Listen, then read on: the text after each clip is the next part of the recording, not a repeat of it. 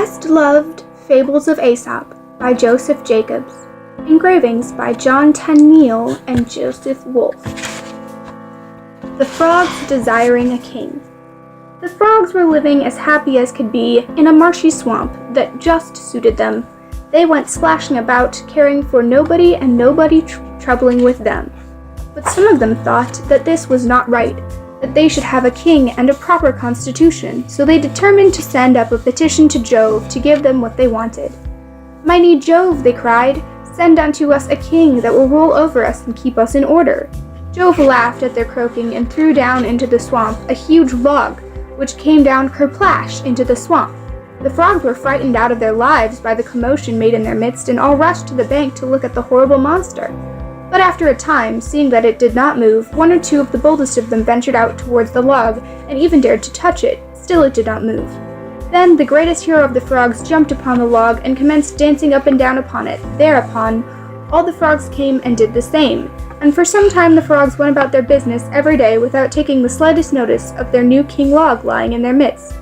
But this did not suit them, so they sent another petition to Jove and said to him, "We want a real king, one that will really rule over us."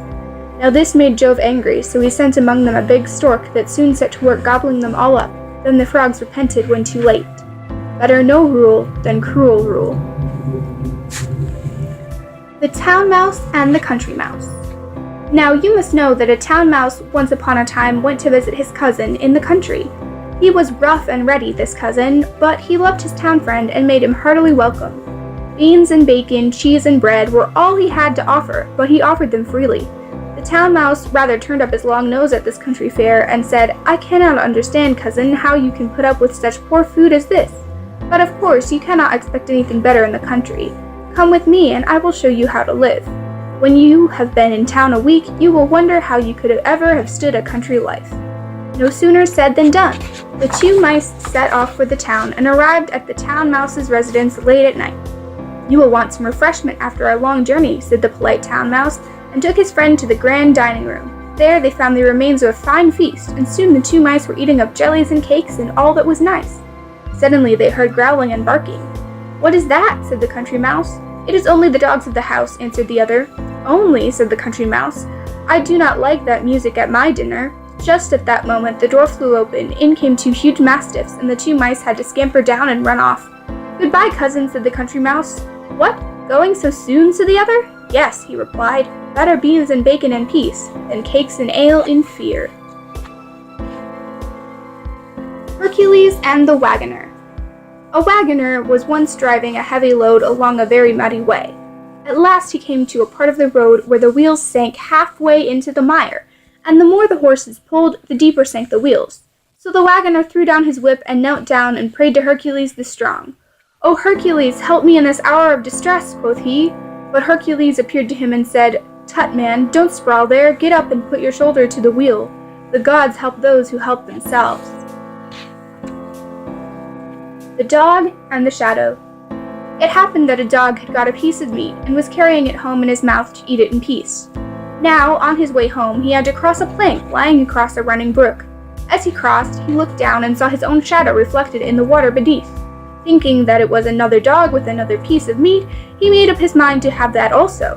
So he made a snap at the shadow in the water, but as he opened his mouth, the piece of meat fell out, dropped into the water, and was never seen more.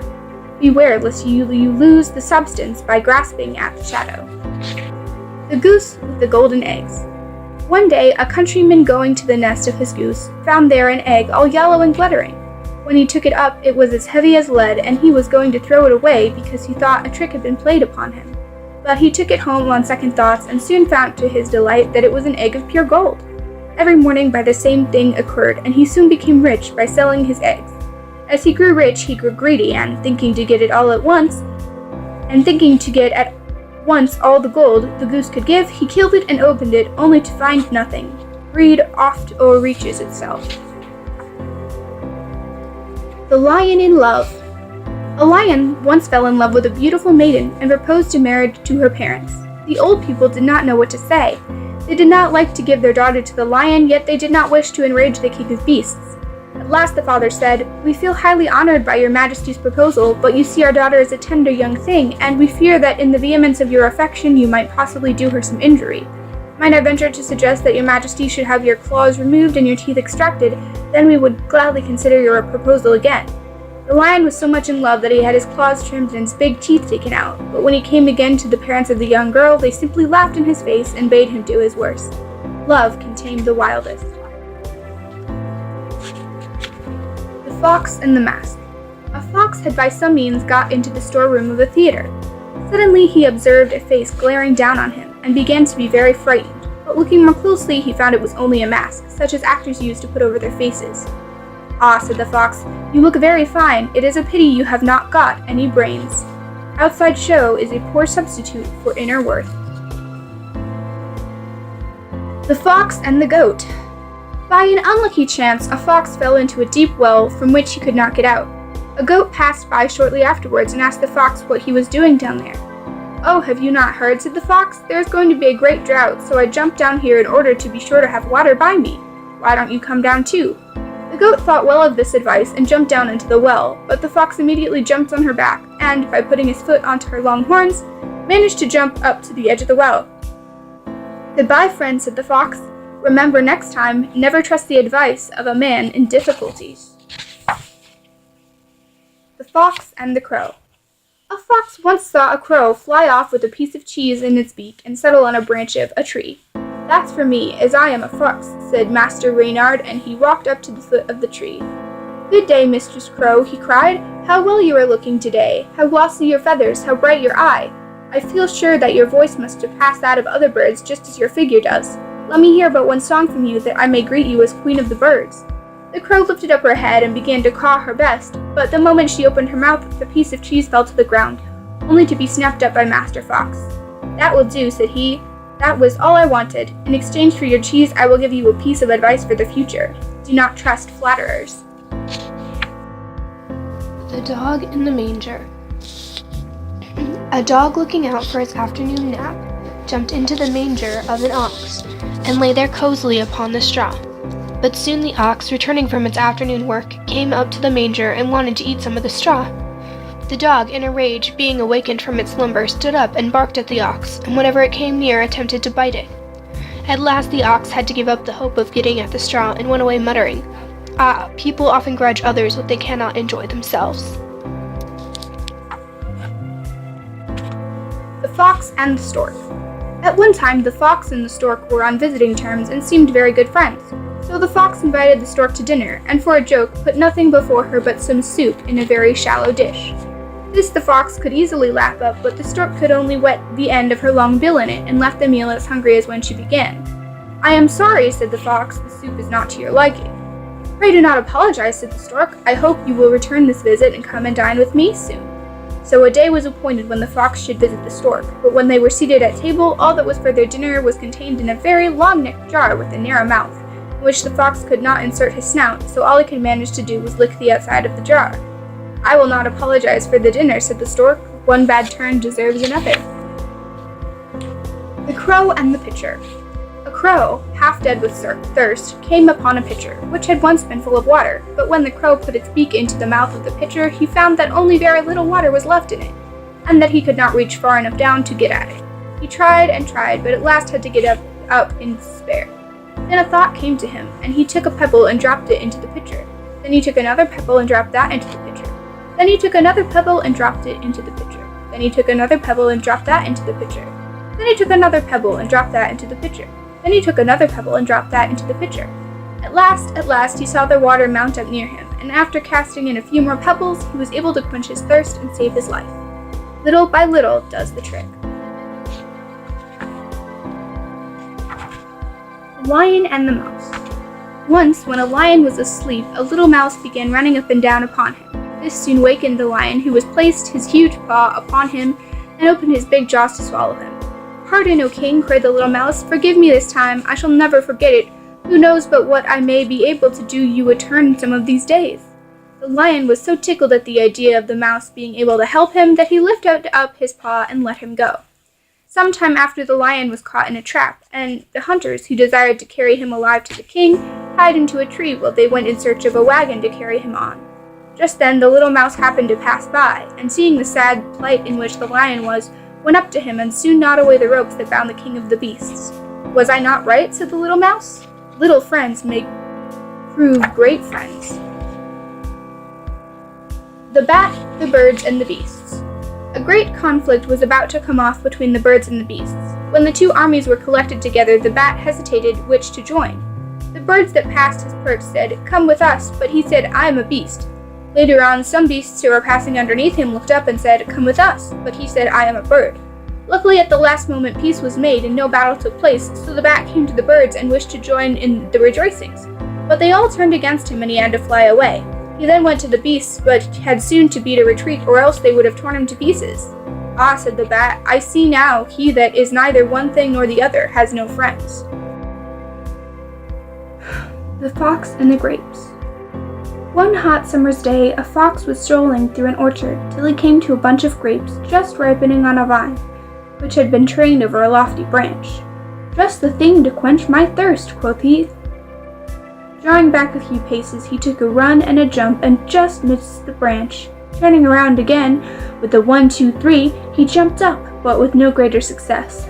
Again and again he tried after the tempting morsel, but at last had to give it up and walked away with his nose in the air, saying, "I am sure they were sour." It is easy to despise what you cannot get. The Horse, Hunter, and Stag. A quarrel had arisen between the horse and the stag, so the horse came to a hunter to ask his help to take revenge on the stag. The hunter agreed, but said, "If you desire to conquer the stag, you must permit me to place this piece of iron between your jaws, so that I may guide you with these reins, and allow the saddle to be placed upon your back, so that I may keep steady upon you as we follow after the enemy." The horse agreed to the conditions, and the hunter soon saddled and bridled him. Then, with the aid of the hunter, the horse soon overcame the stag and said to that hunter, "Now get off and remove these things from my mouth and back." "Not so fast, friend," said the hunter. "I have now got you under bit and spur, and prefer to keep you as you are at present. If you allow men to use you for your own purposes, they will use you for theirs."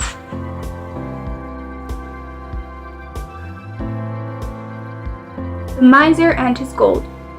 Once upon a time, there was a miser who used to hide his gold at the foot of a tree in his garden, but every week he used to go and dig it up and gloat over his gains. A robber who had noticed this went and dug up the gold and decamped with it. When the miser next came to gloat over his treasures, he found nothing but the empty hole. He tore his hair and raised such an outcry that all the neighbors came around him, and he told them how he used to come and visit his gold. "Did you ever take any of it out?" asked one of them.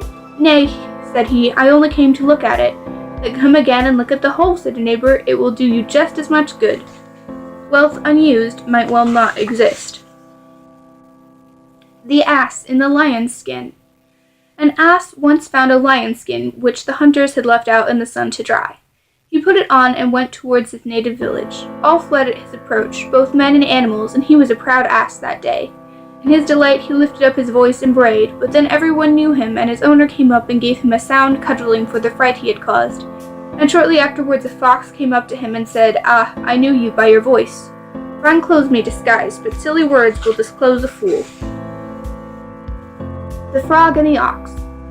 "Oh, father," said a little frog to the big one sitting by the side of the pool, "I have seen such a terrible monster.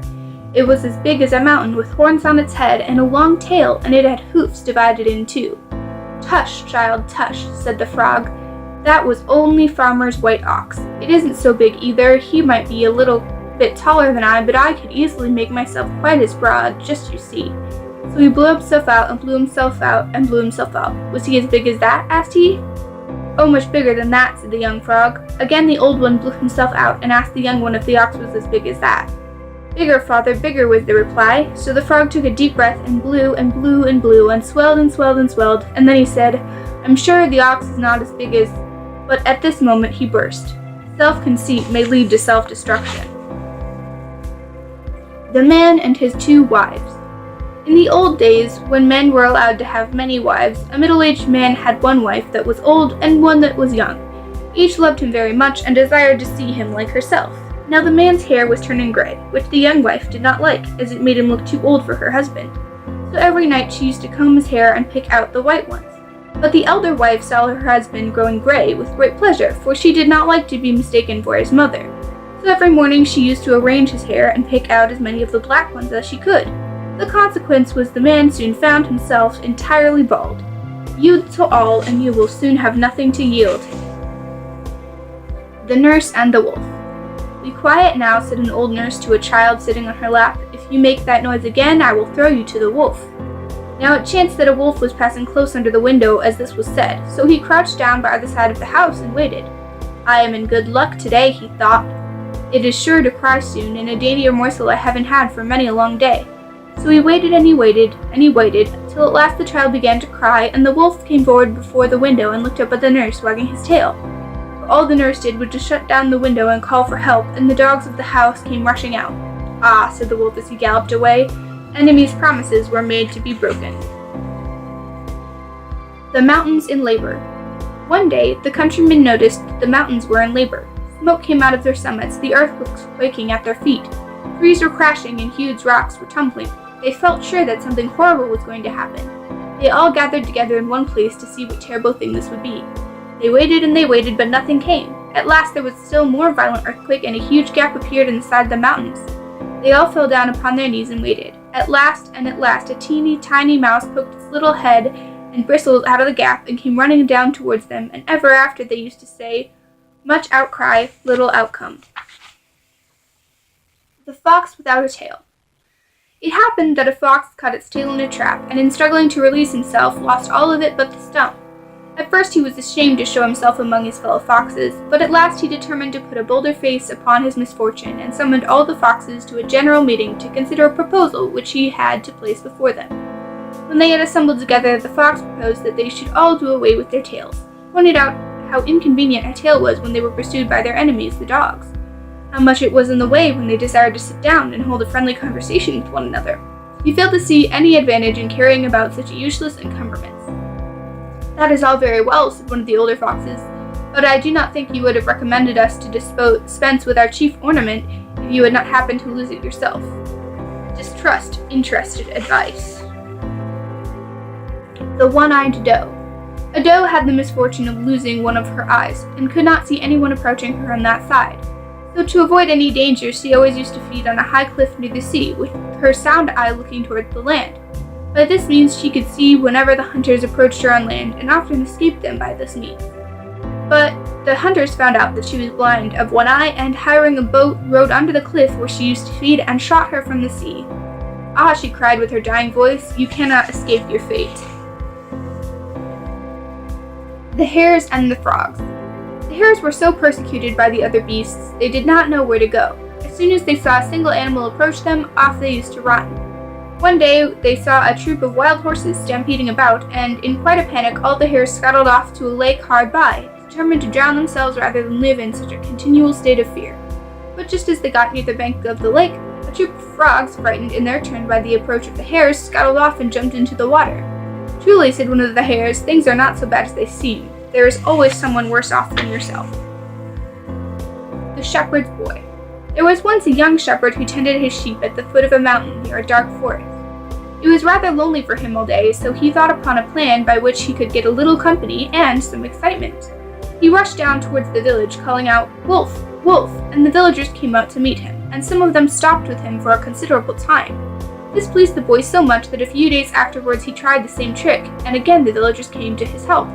But shortly after this, a wolf actually did come out from the forest and began to worry the sheep, and the boy of course cried out, "Wolf, wolf," still louder than before. But this time the villagers, who had been fooled twice before, thought the boy was again deceiving them, and nobody stirred to come to his help. So the wolf made a good meal off the boy's flock, and when the boy complained, the wise men of the village said, "A liar will not be believed, even when he speaks the truth." The Wind and the Sun. The wind and the sun were disputing which was the stronger. Suddenly they saw a traveler coming down the road, and the sun said, "I see a way to decide our dispute. Whichever of us can cause that traveler to take off his cloak shall be regarded as the stronger. You begin." So the sun retired behind a cloud, and the wind began to blow as hard as it could upon the traveler. But the harder he blew, the more closely did the traveler wrap his cloak around him, till at last the wind had to give up in despair. Then the sun came out and shone in all his glory upon the traveler, who soon found it too hot to walk with his cloak on. Kindness affects more than severity. The Tortoise and the Birds.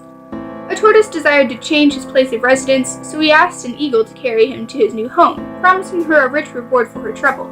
The eagle agreed, and seizing the tortoise by the shell with her talons, soared aloft. On their way they met a crow, who said to the eagle, "Tortoise is good eating."